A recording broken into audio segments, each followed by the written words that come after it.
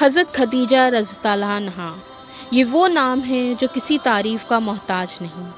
یہ وہ نام ہے جو نبی اکرم صلی اللہ علیہ وسلم سے نبوت سے پہلے ہی جڑ گیا تھا۔ یہ وہ نام ہے جس نے سب سے پہلے اسلام کی دعوت پر لبیک کہا، اور یہ وہ نام ہے جس کی موت پر آپ صلی اللہ علیہ وسلم نے اس سال کو عام الحزن یعنی غم کا سال کہا۔ یہ وہ نام ہے جس نے اسلام کے لیے اپنی جان، اپنی مال، سب کچھ قربان کیا اور چہرے مبارک پر تکلیف کے آثار تک نہ جھلکے۔ آئیے جانتے ہیں کہ حضرت خدیجہ رضی اللہ عنہا کون تھی اور کیسی خاتون تھی۔ ان کی کنیت ام ہند اور طاہرہ لقب تھا۔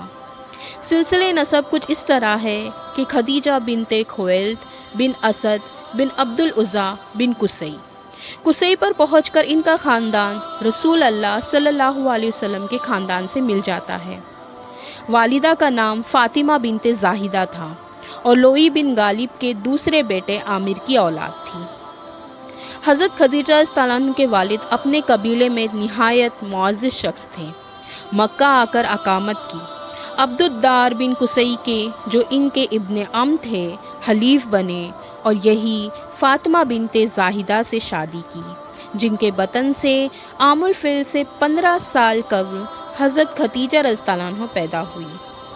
آپ صلی اللہ علیہ وسلم سے نکاح سے پہلے حضرت خدیجہ رضی اللہ عنہ کے 2 نکاح اور ہو چکے تھے۔ ابو حالہ جو ان کے پہلے شوہر تھے، ان سے 2 لڑکے پیدا ہوئے جن کے نام حالہ اور ہند تھے۔ دوسرے شوہر عتیق سے ایک لڑکی پیدا ہوئی، اس کا نام بھی ہند تھا۔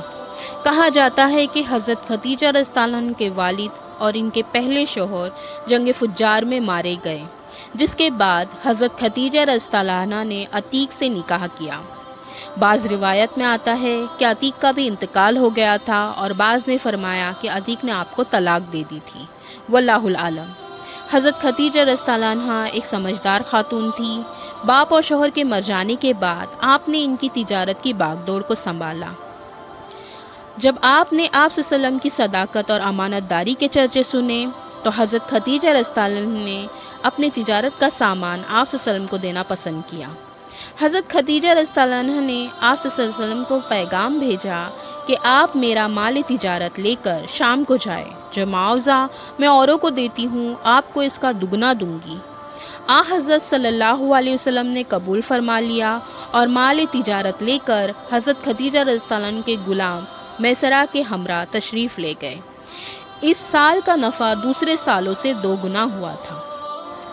جب آپ صلی اللہ علیہ وسلم مکہ واپس تشریف لائے اور حضرت خدیجہ رضی اللہ عنہ نے اپنے مال میں ایسی امانت و برکت دیکھی جو اس سے پہلے کبھی نہ دیکھی تھی، اور ادھر ان کے غلام میسرہ نے آپ صلی اللہ علیہ وسلم کے شیریں اخلاق، بلند پایہ کردار، موزوں انداز فکر، راست گوئی اور امانت داری کے بارے میں بیان کیا تو حضرت خدیجہ رضی اللہ عنہ نے آپ صلی اللہ علیہ وسلم سے نکاح کو پسند فرمایا۔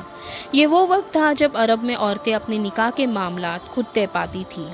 حضرت خدیجہ رضی اللہ عنہ نے اپنے دل کی بات اپنی سہیلی نفیسہ بنت منبع سے کہی اور اس نے جا کر نبی اکرم صلی اللہ علیہ وسلم سے حضرت خدیجہ رضی اللہ عنہ کا خیال ظاہر کیا۔ آپ صلی اللہ علیہ وسلم راضی ہو گئے اور اپنے چچاؤں سے اس معاملے میں بات کی۔ انہوں نے حضرت خدیجہ رضی اللہ عنہ کے چچا سے بات کی اور نکاح کا پیغام دیا۔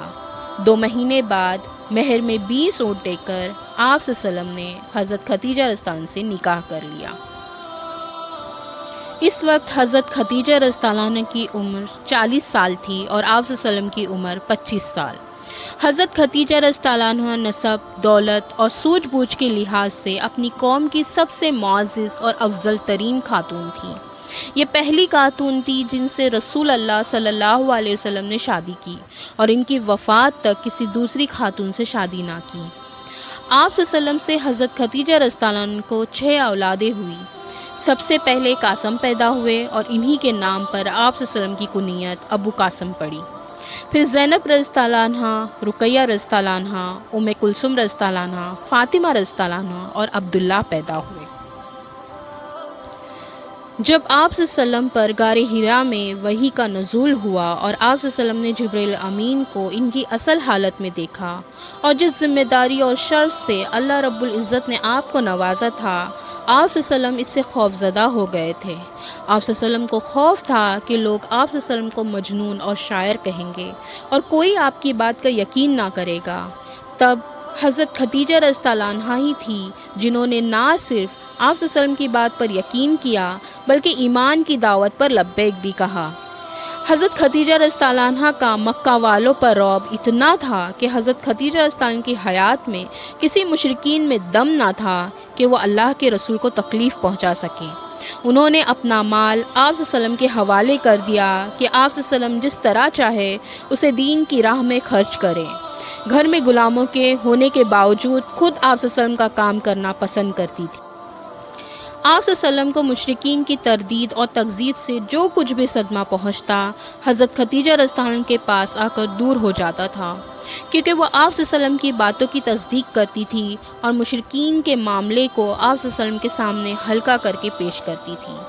حضرت خدیجہ رضی اللہ عنہ نے نبوت سے بہت پہلے ہی بت پرستی چھوڑ دی تھی اور وہ بتوں کا ذکر تک پسند نہیں کرتی تھی۔ آپ صلی اللہ علیہ وسلم کو حضرت زید بن حارثہ رضی اللہ عنہ سے محبت تھی۔ وہ مکہ میں غلام کی حیثیت سے رہتے تھے۔ حضرت خدیجہ رضی اللہ عنہ نے ان کو آزاد کرایا اور زید بن حارثہ رضی اللہ عنہ نے آپ کا غلام ہونا پسند کیا۔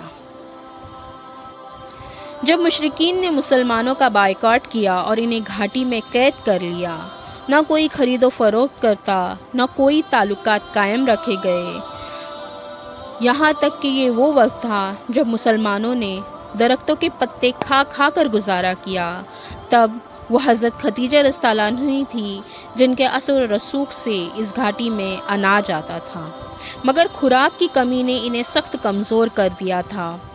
اور ابو طالب کی وفات کے 2 ماہ بعد، اور بعض نے بتایا ہے کہ صرف 3 دن بعد، حضرت خدیجہ رضی اللہ عنہ کا انتقال ہوا۔ اس وقت حضرت خدیجہ رضی اللہ عنہ کی عمر 65 تھی اور آپ صلی اللہ علیہ وسلم کی عمر 50 تھی۔ حضرت خدیجہ رضی اللہ عنہ آپ کی سب سے بڑی غمگسار تھی۔ رسول اللہ صلی اللہ علیہ وسلم کا ارشاد ہے، جس وقت لوگوں نے میرے ساتھ کفر کیا وہ مجھ پر ایمان لائی، جس وقت لوگوں نے مجھے جھٹلایا انہوں نے میری تصدیق کی، جس وقت لوگوں نے مجھے محروم کیا انہوں نے مجھے اپنے مال میں شریک کیا، اور اللہ نے مجھے ان سے اولاد دی اور دوسری بیویوں سے کوئی اولاد نہ ہوئی۔ حضرت خدیجہ رضی اللہ عنہ اپنی اولاد کو بہت چاہتی تھی اور اللہ نے انہیں مال و زر سے نوازا تھا، اس لیے عقبہ کی لونڈی سلمہ کو بچوں کی پرورش پر مقرر کیا تھا، وہ ان کو کھلاتی اور دودھ پلاتی تھی۔ حضرت عائشہ رضی اللہ عنہ کہتی ہے کہ گو میں نے خدیجہ کو کبھی نہیں دیکھا، لیکن مجھ کو جس قدر ان پر رشک آتا تھا کسی اور پر نہیں آتا تھا، جس کی وجہ یہ تھی کہ آپ صلی اللہ علیہ وسلم ہمیشہ ان کا ذکر کیا کرتے تھے۔ آپ صلی اللہ علیہ وسلم کو حضرت خدیجہ رضی اللہ عنہ سے اس قدر محبت تھی کہ ان کی وفات کے بعد آپ صلی اللہ علیہ وسلم کا معمول تھا کہ جب گھر میں کوئی جانور ذبح ہوتا تو آپ صلی اللہ علیہ وسلم ڈھونڈ ڈھونڈ کر حضرت خدیجہ رضی اللہ عنہ کی سہیلیوں کے پاس گوشت بھجواتے تھے۔ ایک دفعہ حضرت خدیجہ رضی اللہ عنہ کے انتقال کے بعد ان کی بہن حالہ آپ صلی اللہ علیہ وسلم سے ملنے آئی اور اندر آنے کی اجازت مانگی۔ ان کی آواز حضرت خدیجہ رضی اللہ عنہ سے بہت ملتی تھی۔ آپ صلی اللہ علیہ وسلم کے کانوں میں آواز پڑی تو حضرت خدیجہ رضی اللہ عنہ یاد آ گئی اور آپ جھجک اٹھے اور فرمایا حالہ ہوگی۔ حضرت عائشہ رضی اللہ عنہ کو آپ صلی اللہ علیہ وسلم کی یہ کیفیت دیکھ کر حضرت خدیجہ رضی اللہ عنہ پر رشک آیا۔ حضرت خدیجہ رضی اللہ عنہ کی عظمت کا اندازہ اس بات سے لگایا جا سکتا ہے کہ آپ صلی اللہ علیہ وسلم نے ان کے متعلق فرمایا کہ عالم میں افضل ترین عورت مریم علیہ السلام اور حضرت خدیجہ رضی اللہ عنہ ہے۔ صحیح بخاری اور مسلم دونوں میں یہ حدیث موجود ہے۔ اس کے علاوہ صحیح بخاری میں ابو ہریرہ رضی اللہ عنہ سے مروی ہے کہ ایک مرتبہ حضرت جبرائیل امین آپ صلی اللہ علیہ وسلم کے پاس بیٹھے ہوئے تھے۔ حضرت خدیجہ رضی اللہ عنہ آنے لگی تو جبرائیل امین نے آپ صلی اللہ علیہ وسلم سے فرمایا، اے اللہ کے رسول صلی اللہ علیہ وسلم، یہ خدیجہ رضی اللہ عنہ تشریف لا رہی ہے، اس کے پاس ایک برتن ہے جس میں کھانا ہے، جب وہ آئے تو آپ انہیں ان کے رب کی طرف سے سلام کہے اور جنت میں موتی کے ایک محل کی بشارت دے جس میں نہ شور و شغب ہوگا اور نہ مشقت اور تکلیف ہوگی۔